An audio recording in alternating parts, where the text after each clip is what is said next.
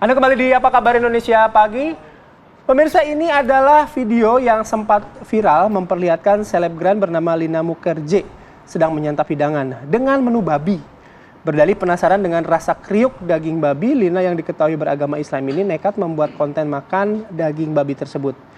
Lina bahkan menyantap daging babi diiringi dengan senyum dan tawa. Ia kemudian menyadari bahwa aksinya telah melanggar aturan Islam.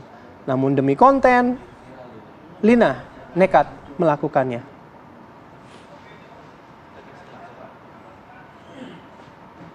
Ya, demi sebuah konten, Lina Mukherjee saat ini juga mungkin harus berhadapan dengan hukum karena ada pelaporan juga terkait hal ini. Dan kita juga akan bergabung dengan kedua narasumber. Sudah ada Kiai Haji Khalil Nafis, Ketua MUI Bidang Dakwah dan juga Ukhuwah. Assalamualaikum, selamat pagi Pak Kiai. Waalaikumsalam warahmatullahi wabarakatuh. Selamat pagi. Terima kasih sudah hadir Pak pada pagi hari ini. Dan kita juga sudah bergabung dengan Bapak Sapriyadi Syamsuddin, pelapor dugaan penistaan agama. Selamat pagi Pak Sapriyadi. Ya, selamat pagi. Assalamualaikum warahmatullahi wabarakatuh. Ya, Anda yang juga melaporkan Lina Mukherjee terkait video memakan babi dengan mengucapkan bismillah. Sejauh ini apa yang Anda laporkan kepada pihak kepolisian, Pak Syamsuddin? Baik, terima kasih Pak. Sejauh ini kami telah melaporkan dan telah berkoordinasi terus dengan penyidik cyber di Polda Sumatera Selatan. Namun, adapun kami laporkan tersebut, Mbak, bukan serta-merta dilaporkan. Ada beberapa dasar sehingga kami melaporkan hal-hal tersebut. Sebelumnya kami telah meminta pendapat dari guru-guru kami, kiai-kiai kami, sehingga dari pendapat guru kami tersebut, ulama yang kami mintakan pendapatnya, maka atas dasar pendapat tersebut yang menyatakan bahwa ini kategorinya penistaan agama, kami juga sebagai praktisi hukum langsung menyerahkan persoalan ini kepada kepolisian, yaitu dengan melaporkan terlapor tersebut. Laporan itu dibuat kapan Pak Sapriyadi, dan mungkin boleh diceritakan pada kami kronologi sehingga Anda akhirnya memutuskan membuat laporan tersebut?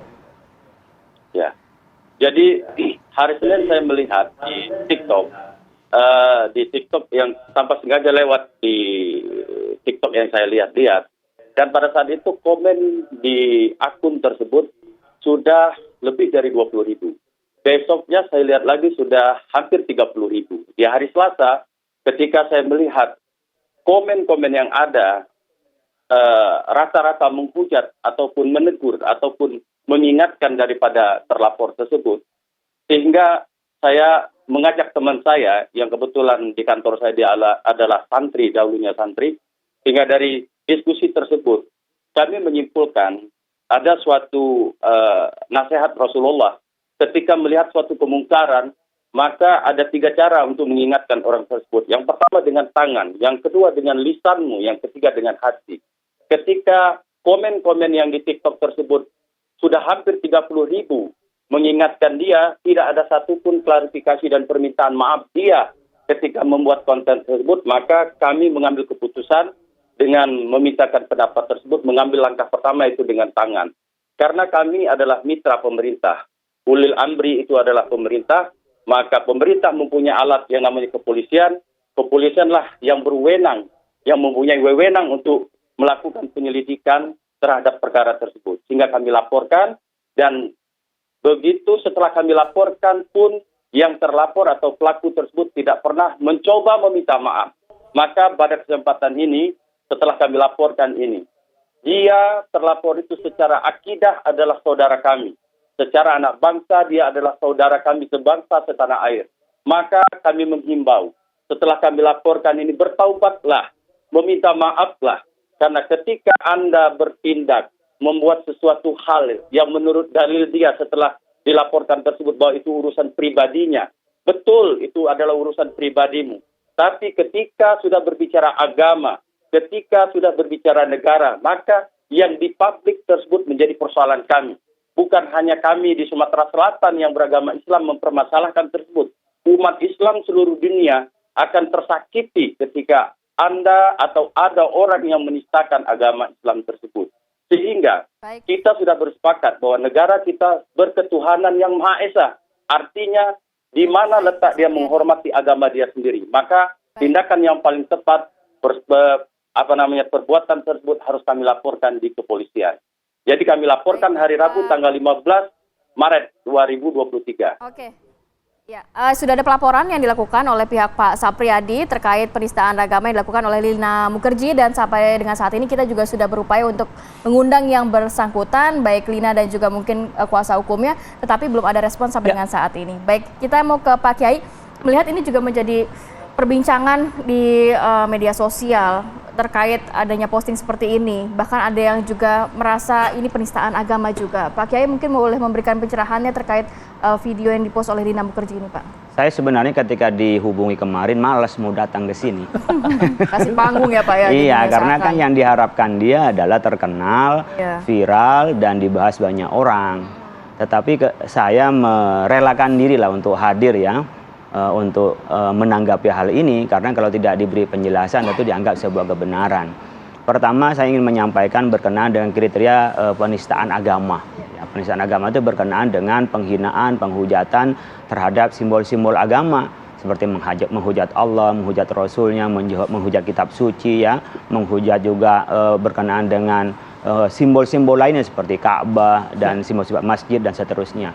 Nah, ini bisa dilihatnya dari caranya, ya, dari caranya apakah dia dengan cara menulis, dengan cara dia juga di video dan seterusnya, termasuk ya. Bismillah juga saat makan babi bahkan ya. Termasuk itu. Jadi kita ingin melihat barangkali apakah dia memakannya itu sekedar ya ingin tahu bahwa dia ingin makan sesuatu yang dilarang oleh kita, itu maksiat.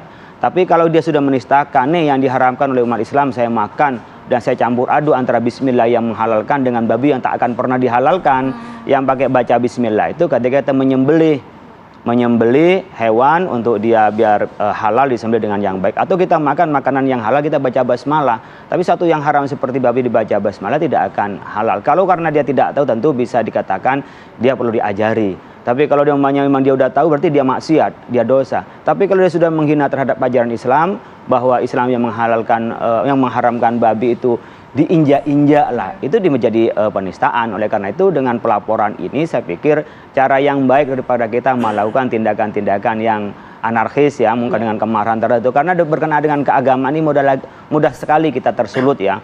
Artinya meskipun dia mungkin maksiat sendiri, kemudian orang kan baca maksiat, orang banyak maksiat tidak berarti dirinya boleh maksiat. Yang kedua, ketika orang maksiat pun tidak berarti dia dipublikasikan. Jadi jangan sampai umpamanya orang disalahkan karena reaksi, sementara memang dia mempublish, kecuali memang dia diam-diam, udah makan aja dia maksiat, nggak ada masalah. Paling kita berkewajiban dakwah untuk yang benar. Tapi ketika publish atau yang diharapkan oleh kita, sudah jadi konsumsi publik juga pastinya. Konsumsi publik, dan mungkin sebagian orang merasa terhina. Ini kan soal perasaan beda loh dengan soal objektivitas. Objektivitas hukum nanti ada saksi ahli. Ketika dipanggil oleh kepolisian, apalagi di dalam persidangan pasti ada saksi ahli, keterangan ahli pasti. Tetapi ada perasaan itu yang tidak ada nalar. Kayak orang punya yang disayangi lah ya, anak, istri, orang tua. Itu ketersinggungan kan nggak ada narasinya, itu soal perasaan. Nah, ketika ini berkenaan dengan keagamaan tidak semata-mata masalah objektivitas, rasional, umumnya dalil, tidak. Tapi ada perasaan beragama yang terganggu. Padahal yang bersangkutan juga memang umat muslim, yang dimana seharusnya lebih peka terhadap hal-hal itu ya Pak ya? Seharusnya lebih peka, meskipun sebenarnya mau muslim mau non-muslim, yang menghina ajaran itu tetap tidak boleh, dan itu adalah bagian dari pelanggaran hukum. Artinya kalau dia sampai menghina dan menistakan ajaran agama, ini yang namanya dilakukan oleh agama tertentu, dipercaya oleh agama ini, saya injak-injak, saya lakukan, mau apa? Nah, kira-kira kan begitu. Kalau menantang seperti itu kan ada perasaan yang tidak nyaman, dan perasaan itu sudah bagus saya pikir Ustaz Syamsuddin itu untuk melaporkan, dan nanti di ranah persidangan itu akan dijelaskan dan akan ada keterangan yang lebih lengkap. Baik, kita lanjut nanti ngobrolnya, tapi kami harus jeda terlebih dahulu. Apa kabar Indonesia Pagi akan kembali sesaat lagi.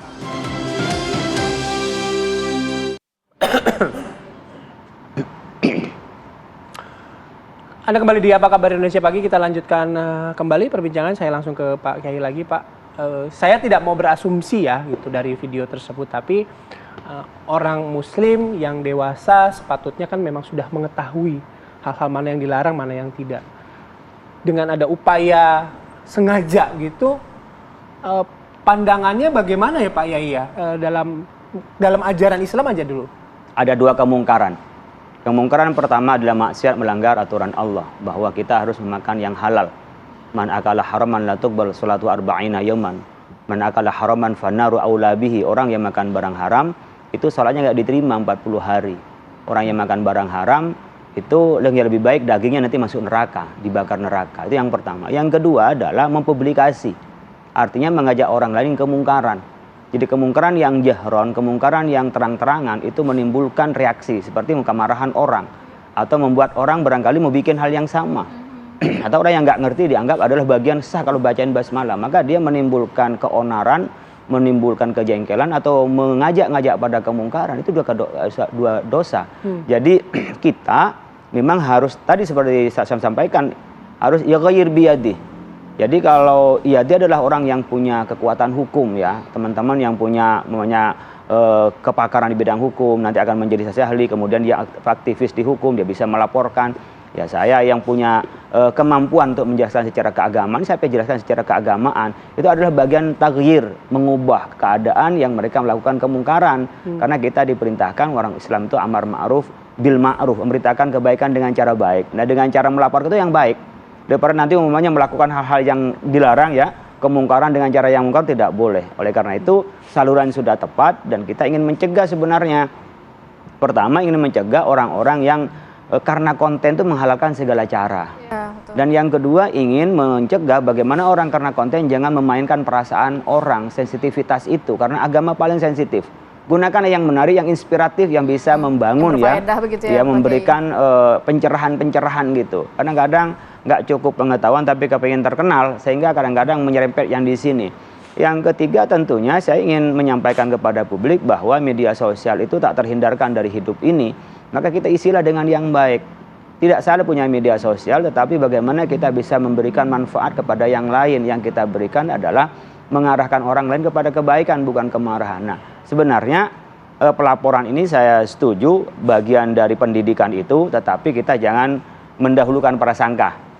Ya, mendahulukan prasangka, nanti ada proses pengadilan, proses hukum, ya ada hukum. Tetapi perbuatannya jelas kalau dalam menurut agama sudah tidak benar dan itu haram ya, dan menimbulkan kemungkaran tadi.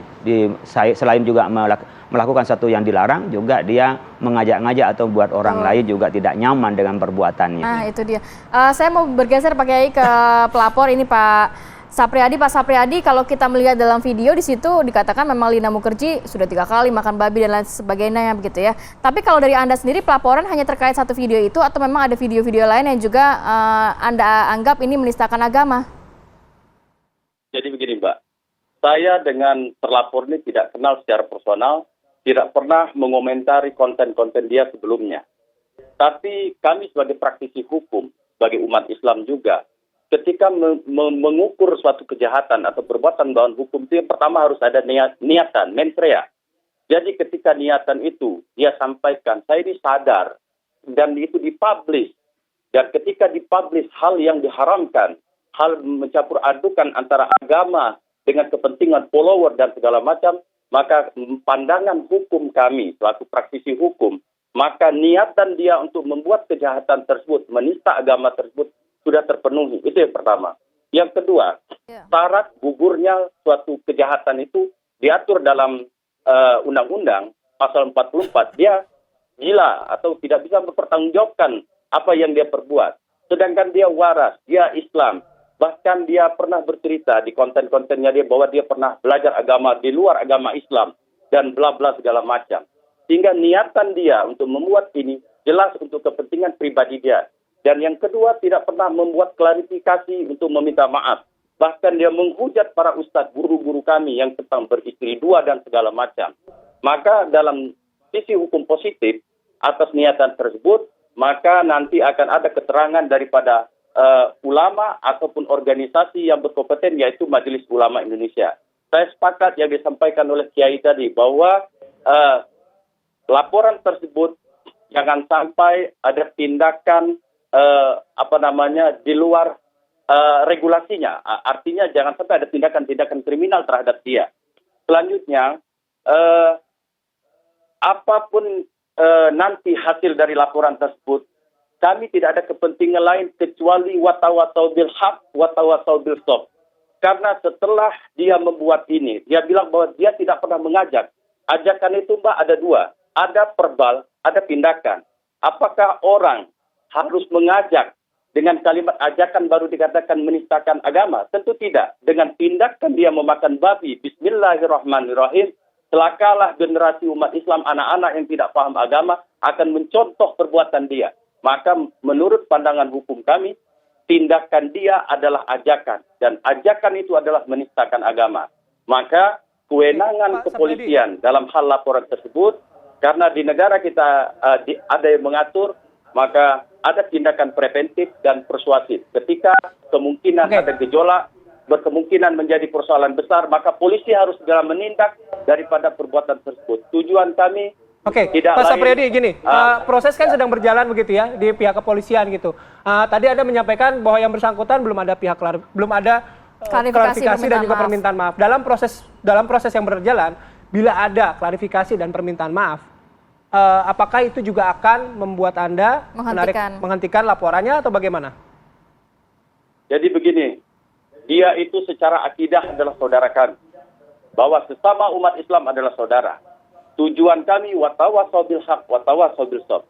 Jangan sampai tindakan ini akan terjadi berikutnya.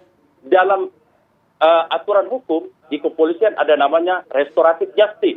Tentunya kami tidak bisa menyimpulkan apakah kami akan mencabut laporan tersebut atau tidak.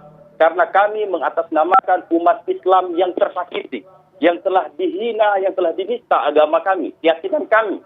Ini bagian daripada amar ma'ruf nahi mungkar kami dalam menjaga agama Allah. Maka apakah nanti dicabut tergantung nasihat guru-guru kami. Nasihat daripada kiai-kiai apakah ini langsung dicabut atau apapun itu ending akhir, Mbak.